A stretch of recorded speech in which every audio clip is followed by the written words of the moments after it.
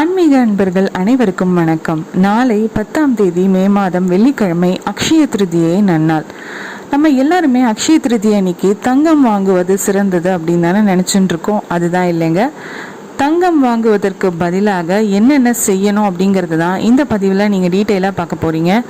மேலும் 6 விஷயங்கள் கண்டிப்பாக நாளைக்கு செய்யறது ரொம்ப ரொம்ப விசேஷ பலனை கொடுக்கும். நாளைக்கு செய்யக்கூடிய அனைத்து விதமான பூஜை முறைகளும் நைவேத்தியங்களும் எல்லாமே ஸ்லோகங்கள் உட்பட எல்லாமே என்னென்ன அப்படிங்கிறத வரிசையாக இந்த பதிவில் உங்களோட நான் ஷேர் பண்ணிக்க போகிறேன். இந்த மாதிரி மேலும் பல ஆன்மீக விஷயங்களுக்காக இந்த சேனலை சப்ஸ்கிரைப் பண்ணி பாருங்கள். சப்ஸ்கிரைப் பண்ணுறச்சு பக்கத்தில் இருக்கிற பெல் ஐக்கானை நீங்கள் கிளிக் பண்ணிங்கன்னா தான் நான் அனுப்புகிற வீடியோஸ் உடனே உங்கள் நோட்டிஃபிகேஷனுக்கு வரும். வாங்க பதிவுக்குள்ளே போகலாம். முதல்ல அக்ஷயம் அப்படிங்கிற வார்த்தைக்கு என்ன பொருள், அதனுடைய சிறப்பு என்ன அப்படிங்கிறத பார்க்கலாம். அக்ஷயம் அப்படின்னா குறையாதது, மங்களகரமான பொருள் அப்படின்ட்டு அர்த்தம். அக்ஷயம் அப்படிங்கிற வார்த்தை எந்தெந்த இடத்துல உபயோகப்பட்டிருக்குன்னு பார்த்தீங்கன்னா, திரௌபதி சூரிய பகவானை பிரார்த்தித்து அக்ஷய பாத்திரத்தை பெறுகிறாள். அந்த அக்ஷய பாத்திரமானது பஞ்ச பாண்டவர்களுக்கும் சரி, பாஞ்சாலிக்கும் சரி, அவர்களை தேடி வரும் அதிதிகளுக்கும் சரி வயிறார உணவளித்து அருள்பாலிக்கிறது. அந்த அளவுக்கு பெருமை அந்த அக்ஷயம் அப்படிங்கிற வார்த்தையில இருக்கு. அதே மாதிரி பார்த்தீங்கன்னா, தஞ்சையை ஆண்ட விஜயராகவ மன்னர், அந்த நாயக்க மன்னர் ஆண்ட காலத்துல வானம் பொய்த்தது. அதாவது மழை எதுவும் இல்லை, கடும் பஞ்சம். அப்போ என்ன ஆகிறது, ஸ்ரீ ராகவேந்திரர் வருண யஜ்ஞம் நடத்தினாராம். அப்போ நெற்களஞ்சியங்கள் இருக்கு இல்லையா, அதுக்கு மேல அக்ஷயம் அப்படிங்கிற வார்த்தையை எழுத்தி மந்திரங்களை ஜபித்தாராம். இதனால என்னாச்சு, மழை கொட்டி தீர்த்தது. அந்த ஆண்டு நிறைய விளைச்சல் இருந்ததுனால களஞ்சியங்கள் எல்லாமே நிரம்பி வழிந்தனவா. அதனால இந்த அக்ஷயம் அப்படிங்கிற வார்த்தைக்கு அவ்வளவு சிறப்பு இருக்கு. சரி, இந்த அக்ஷய திருதியை எப்போ வரும் அப்படின்னு பார்த்தீங்கன்னா, வைசாக மாசத்துல வர சுக்லபக்ஷ திருத்தியை அன்னைக்கு தான் அக்ஷய திருதியே வரும். இந்த வருடம் பார்த்தீங்கன்னா நாளை 10ஆம் தேதி மே மாதம் 2024 வெள்ளிக்கிழமை தான் இந்த அக்ஷய திருதியை நன்னாள். சரி, முன்ன சொன்னது போலவே அக்ஷய திருதி அன்னைக்கு நம்ம எல்லாருமே என்ன நினைச்சுட்டு இருக்கோம், தங்கத்தை வாங்கி சேகரிக்கிறது தான் முக்கியமான விஷயம் நினைக்கிறோம். ஆனா அப்படி இல்லைங்க. தங்கத்தை தானமா செய்யறது தான் ரொம்ப ரொம்ப முக்கியமான விஷயம். என்னது, விற்கிற விலையில தங்கத்தை எப்படி தானமா செய்யறது அப்படின்னு தானே யோசிக்கிறீங்க.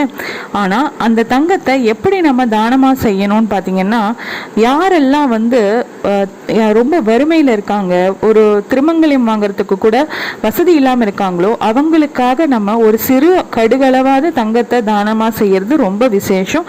அப்படி முடியாத பட்சத்துல நம்மளுடைய நெருக்கமான உறவினர்களுக்கு கூட அதை தானமா செய்யலாம். அந்த அளவுக்கு, அதாவது நம்மளுடைய அம்மா அப்பா, கணவன் மனைவி, குழந்தைகள், தாத்தா பாட்டி, அண்ணன் தம்பி, யாருக்கு வேணாலும் இதை தானமாக செய்யலாம். பிறருக்கு செய்ய முடியல அப்படின்னு நினைச்சோம்னா அதுதான் மருவி இப்படி நம்ம தானமா பண்றதை மாத்தி அன்னைக்கு தங்கம் வாங்குறது தான் ரொம்ப சிறந்தது அப்படிங்கிற மாதிரி நம்ம புரிஞ்சுட்டோம். ஆனா முக்கியமா அக்ஷய திருதி அன்னைக்கு என்னன்னு பாத்தீங்கன்னா, இந்த தங்கம் இதெல்லாம் விட்டுருங்க. அக்ஷய திருதி அன்னைக்கு நம்ம புண்ணியத்தை சேர்க்கணும். தங்கத்தை சேர்க்கறத விட புண்ணியத்தை சேர்க்கணும். சரி, புண்ணியத்தை எப்படி எல்லாம் சேர்க்கலாம் அப்படின்னா, தானங்கள் செய்யறதுனால மட்டும்தான் செய்யணும். சரி, இப்போ நம்மளால தங்கம்லாம் தானம் கொடுக்க முடியாது, அதெல்லாம் ரொம்ப கஷ்டம் அப்படின்னு நினைக்கிறவங்களுக்காக நான் சொல்றேன். இப்போ நம்ம என்னென்ன தானம் கொடுத்தா அந்த புண்ணிய பலன்கள் அனைத்தும் நமக்கு கிடைக்கும் அப்படின்னு பார்த்தீங்கன்னா, குடை, செருப்பு, பசு, வஸ்திரம், அதே மாதிரி நீர்மோர், பானகம், தண்ணீர், அன்னதானம், இது எல்லாமே கூட நம்ம நாளைக்கு தானமா செய்யலாம். இந்த பொருட்கள் அனைத்தையும் நம்ம தானமா செஞ்சாலும் நமக்கு கோடி புண்ணியம் சேரும். சரி, இந்த அக்ஷய திருதி அன்னைக்கு 6 விஷயங்கள் கண்டிப்பா செய்யணும் அப்படின்னு சொன்னேன் இல்லையா. அந்த 6 விஷயங்கள்ல ஒவ்வொருத்தருக்கு எது முடியறதோ, 1 2 எது வேணாலும் செய்யலாம். அந்த மாதிரி செய்யறதுனாலையும் நமக்கு புண்ணியங்கள் பல மடங்கு சேரும். அந்த விஷயங்கள் என்னென்ன அப்படிங்கறத ஒன்னொன்னா பார்க்கலாம். முதல்ல அக்ஷய திருதி அன்னைக்கு செய்ய வேண்டியது என்னன்னு பாத்தீங்கன்னா, ஸ்நானம், அதிகாலை ஸ்நானம். அதாவது காலையில சூரியன் உதிக்கிறதுக்கு முன்பாகவே புண்ணிய நதி பக்கத்துல இருந்தாலும் சரி, இல்ல குளம், ஏரி, கிணறு அந்த மாதிரி இருந்ததுன்னா தலை முழுகுமாறு ஸ்நானம் செய்யணும். இதனால நம்மளுடைய பாவங்கள் அனைத்தும் விலகும். அடுத்தது பாத்தீங்கன்னா ஜபம். நிறைய பேர் குருமுகமாக ஜபம் எல்லாம் உபதேசம் பெற்று வச்சிருப்பாங்களே, அந்த மந்திரங்களை 108க்கு குறைவில்லாமல், அதாவது அதாவது குறைந்தது 108 தடவையாவது நம்ம அந்த ஜபத்தை செய்யறது ரொம்ப விசேஷம். வீட்லேயும் செய்யலாம், இல்லை கோவிலில் உட்கார்ந்தும் அந்த ஜபத்தை செய்யலாம். அந்த மாதிரி மந்திர உபதேசம்லாம் செய்ய தெரியாதவர்கள் இல்லை எடுக்காதவர்கள் ராமநாமம் இருக்கு இல்லையா, அதை சொல்லலாம், இல்லை சிவசிவா அப்படின்னு சிவநாமத்தையும் சொல்லலாம். மூன்றாவதான விஷயம் என்னன்னு பார்த்தீங்கன்னா ஹோமங்கள். இந்த மாதிரி ஒரு விசேஷ நாளில் குறிப்பாக சமிதா தானம் செய்யக்கூடிய பிரம்மச்சாரிகள், உபாசனம் செய்யக்கூடிய கிரகஸ்தர்கள்லாம் இன்னைக்கு செய்யறது ரொம்ப விசேஷம். அதே மாதிரி பார்த்தீங்கன்னா அன்னைக்கு நம்ம ஏதாவது ஒரு ஹோமத்துக்காக கோவிலில் பணம் செலுத்தினாலும் சரி, இல்லை வீட்டில் செஞ்சாலும் சரி, ரொம்ப ரொம்ப விசேஷம். நான்காவதாவது என்னது பார்த்தீங்கன்னா பாராயணம். நம்ம ஏதாவது வேதம் கற்றுருப்போம், இல்லைன்னா ஏதாவது ஸ்லோகங்கள் கற்றுருப்போம். ஸ்ரீமத் ராமாயணம், பாகவதம், இந்த மாதிரி ஏதாவது தெரிந்த ஸ்லோகங்கள் கொஞ்சமாவது நம்ம அன்னைக்கு பாராயணம் செய்யறது ரொம்ப ரொம்ப விசேஷம். அடுத்தது பார்த்தீங்கன்னா பித்ரு தர்ப்பணம். நாளை 10ஆம் தேதி பார்த்தீங்கன்னா ரொம்ப விசேஷமான நாள். எதுக்குன்னா பித்ரு தர்ப்பணம் செய்பவர்களுக்கு ரொம்ப ரொம்ப விசேஷமான ஒரு நாள். அன்னைக்கு நம்ம தர்ப்பணம் முன்னோர்களுக்காக நினைத்து செய்வது ரொம்ப விசேஷம். கடைசியாக பார்த்தீங்கன்னா நான் முன்ன சொன்னது போலவே தானம். அவங்க சக்திக்கு தகுந்த மாதிரி நம்ம தானத்தை செய்யலாம்.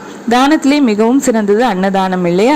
அந்த மாதிரி நம்ம சாதமாக செஞ்சு கொடுத்தாலும் சரி, இல்லைன்னா ஏழை எளியவர்களுக்காக நம்ம அரிசி, கோதுமை, பருப்பு, தானியங்கள், வஸ்திரம், ஸ்வர்ணம் அதாவது தங்கம், வெள்ளி, இந்த மாதிரி பொருட்களையும் நம்ம தாராளமாக கொடுக்கலாம். தானமாக கொடுக்கறது ரொம்ப ரொம்ப விசேஷம்.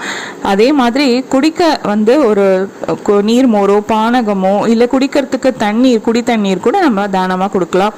ரொம்ப ரொம்ப விசேஷம். அவ்வளவும் புண்ணியத்தை நமக்கு தேடி கொடுக்கும். இந்த மேற்கூறிய 6 விஷயங்கள் எல்லாத்தையும் செய்ய முடியலனா கூட ஏதாவது ஒன்று செஞ்சா கூட அதனுடைய பலன் நமக்கு மட்டும் இல்லை, நம்மளுடைய சந்ததியினருக்கும் தொடர்ந்து அது அக்ஷயமாக கிட்டும் அப்படிங்கிறதுல எந்த ஒரு சந்தேகமும் இல்லை. குடும்பத்தில் பெண்மணிகள் என்ன பண்ணலான்னா அக்ஷய திருதியை அன்னைக்கு சில சமையலறை பொருட்கள் வாங்குறதும் ரொம்ப ரொம்ப மங்களகரமானது. அதில் ஒன்று பார்த்தீங்கன்னா உப்பு, அப்புறம் மஞ்சள், வெல்லம், இதெல்லாம் வாங்கிறது அன்றைக்கி ரொம்ப ரொம்ப விசேஷம்.